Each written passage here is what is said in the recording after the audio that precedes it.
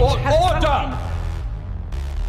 I'm sorry. It has to be linked to the trade question. This is completely off beam. I'm sorry, but we've got to stick to the question. As important as the matter is, and quite rightly, you wish to get out, this is not the question to do so. And now, I'm sorry. Well, I've got to make the judgment, and the judgment so far it's not. We're wasting time for the members. Does he understand? Does he understand why the people of these islands, especially those of us in Scotland, treat him with such contempt? The unthinkable has just happened inside Westminster, and Prime Minister's questions descended into outright chaos. What began as another routine PMQs session exploded into a political ambush that left Keir Starmer visibly rattled, the Speaker struggling to regain control, and the House of Commons erupting in noise, laughter and fury. This was not just criticism. This was humiliation, delivered live, on the record, and in front of the entire country. As MPs packed the chamber, tensions were already simmering. Reform UK MPs were restless. Labour benches were defensive. And Keir Starmer, facing mounting pressure over broken promises, walked into the chamber knowing this session would not be easy. But no one, absolutely no one, expected what came next. Then Dave Dugan rose. His tone was calm at first, controlled, almost surgical.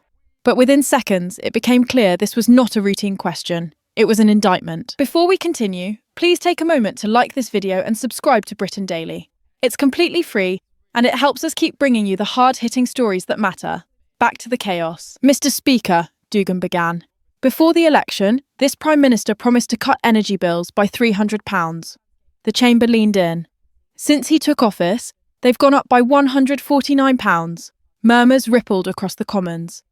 Mr. Speaker, before the election, this Prime Minister said he would lower energy bills by £300. Since he took office, they've gone up by £149. He said he would protect the winter fuel payment, but now he's in power, he's stripped it off our pensioners. And he said he lined up for many photos with waspy women, saying he'd have their backs, and he's just betrayed them in the most scandalous way possible. This is now the defining characteristic of this one-trick phony Prime Minister, who says one thing and does another. In Scotland, the SNP are 16 points ahead in the polls. Dugan didn't pause. He didn't soften his language. He pressed harder. He said he would protect the winter fuel payment, yet once in power, he stripped it away from pensioners. Gasps, shouts, a chorus of noise from the opposition benches. Then came the line that detonated the room. Does he understand? Does he understand why the people of these islands, especially those of us in Scotland, treat him with such contempt? They used to ask those questions.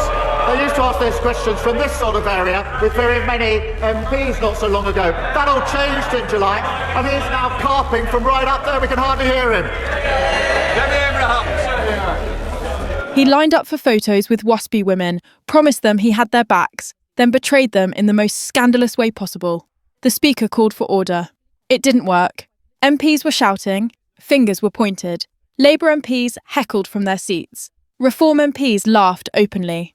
The Prime Minister shifted in place, his expression tightening by the second. And then Dugan delivered the knockout blow. This, he said, voice rising above the noise, is now the defining characteristic of this one-trick phony Prime Minister. He says one thing and does another. The Commons erupted. The Speaker stood, repeatedly calling for calm, but the House had slipped from his control. The noise was relentless. Starmer looked stunned, not angry, not defiant, stunned. Dugan wasn't finished. In Scotland, he continued, the SNP are 16 points ahead in the polls. Does the Prime Minister understand why the people of these islands, especially those of us in Scotland, treat him with contempt? That word hung in the air. Contempt. Cameras cut to Starmer. His jaw tightened. He rose slowly, attempting to respond, but the authority he usually projects was nowhere to be found. His reply was dismissive, sarcastic, deflecting rather than answering. They used to ask those questions from this side with many more MPs, he snapped. That all changed in July. It was meant to be a put-down. Instead, it landed flat. Laughter echoed across the chamber. Reform MPs shook their heads. Labour benches looked uneasy. The Prime Minister had dodged the substance, and everyone could see it. And as the noise surged once again, one thing became painfully clear. This wasn't just another bad PMQs moment. This was the start of something bigger. As the noise in the Commons refused to die down, it became painfully obvious that this exchange had crossed a line from political sparring into full-blown exposure. The Speaker stood again, voice raised, pleading for order, but the damage was already done. The chamber had turned against the Prime Minister in real time. Keir Starmer attempted to regain control of the moment. He leaned into deflection, pointing to election results and mocking the reduced presence of opposition MPs. But the tactic only deepened the sense that he was dodging the substance of the attack. The public galleries could see it, the cameras caught it, and MPs on both sides reacted instantly. Laughter rippled across the House. This wasn't friendly banter, it was disbelief. Dave Dugan remained on his feet, unshaken. He didn't need to interrupt again. The point had already landed. His accusation wasn't about one policy failure, it was about credibility, about trust, about a Prime Minister who, in his words, says one thing and does another. That phrase echoed through the chamber like a verdict. Around Starmer, Labour MPs shifted uncomfortably. Some stared straight ahead, others shouted back defensively. A few avoided eye contact altogether. This was the kind of moment party strategists dread, not because of the words spoken, but because of how clearly they cut through.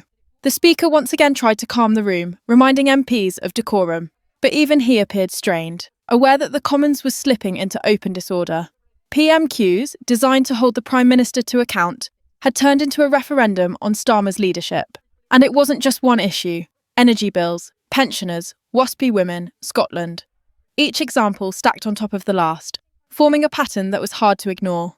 The accusation wasn't that Starmer had made mistakes, it was that he had built his leadership on promises he no longer stood by. Starmer finally tried to project confidence again. He raised his voice slightly, attempting to dismiss the criticism as political noise. But the response from the chamber was brutal. Shouts drowned him out. Reform MPs smirked. Others openly jeered. For a Prime Minister, this is the nightmare scenario.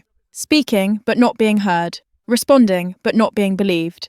The Speaker intervened yet again, warning MPs to allow answers to be heard. But by now, the narrative had escaped the chamber. Clips were already being cut. Lines were already being shared. And outside Westminster, viewers were watching a Prime Minister struggle to impose authority. What made this moment so striking wasn't just the aggression, it was the imbalance. Dugan had spoken with clarity and focus. Starmer, by contrast, appeared defensive, reactive, and increasingly isolated.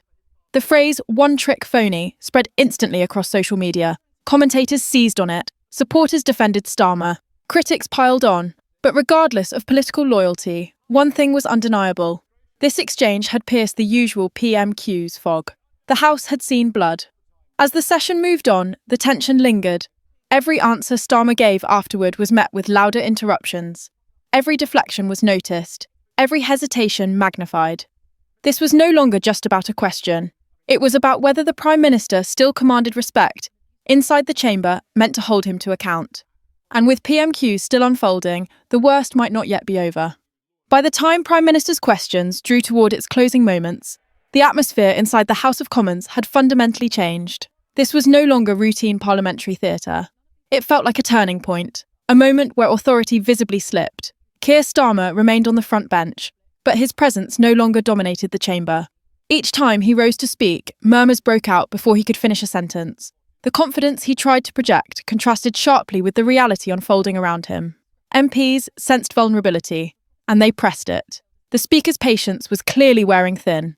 Repeated calls for order echoed through the chamber, yet they landed with diminishing effect. When a Speaker struggles to command silence, it signals something deeper, a House that no longer accepts the rhythm of control, and that breakdown reflected directly on the Prime Minister. What made this moment particularly damaging for Starmer was its simplicity. Dave Dugan's attack wasn't buried in statistics or procedural complexity. It was rooted in lived experience, energy bills rising, pensioners losing winter fuel payments, campaign promises broken in plain sight.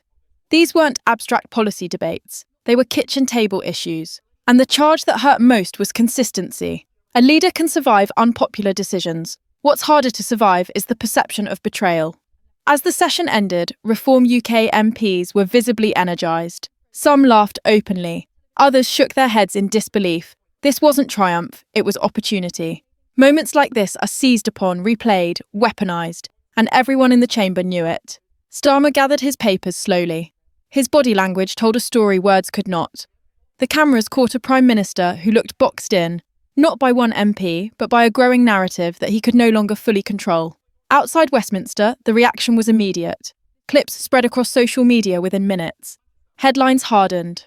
Commentators replayed the one-trick phony line again and again. Supporters rushed to defend Starmer, but even they struggled to deny how badly the exchange had landed. Neutral viewers didn't see nuance. They saw discomfort. For Labour, this was a warning flare. Internal critics will have taken note. Backbenchers who already felt uneasy will feel emboldened. And opponents now have a clean, repeatable message. A Prime Minister who says one thing and does another, exposed live on the Commons floor. PMQs often blur together. Noise, shouting, predictable lines. But occasionally, one exchange cuts through. This was one of those moments. Not because it changed a law, but because it shifted perception. And perception in politics is everything. As the House emptied and MPs dispersed into the corridors of Westminster, the tension didn't fade, it followed them. Conversations buzzed, phones lit up, party whips went to work, damage control began immediately. But damage control can't erase what people saw. A Prime Minister rattled, a Speaker struggling, an MP delivering a line that stuck. Whether this moment becomes a footnote or a defining chapter depends on what comes next. But one thing is already clear. This PMQs session will be replayed, quoted, and remembered far longer than most. Because for a few explosive minutes, the balance of power in the Commons shifted, and Keir Starmer was left on the defensive, live, and unmistakably exposed.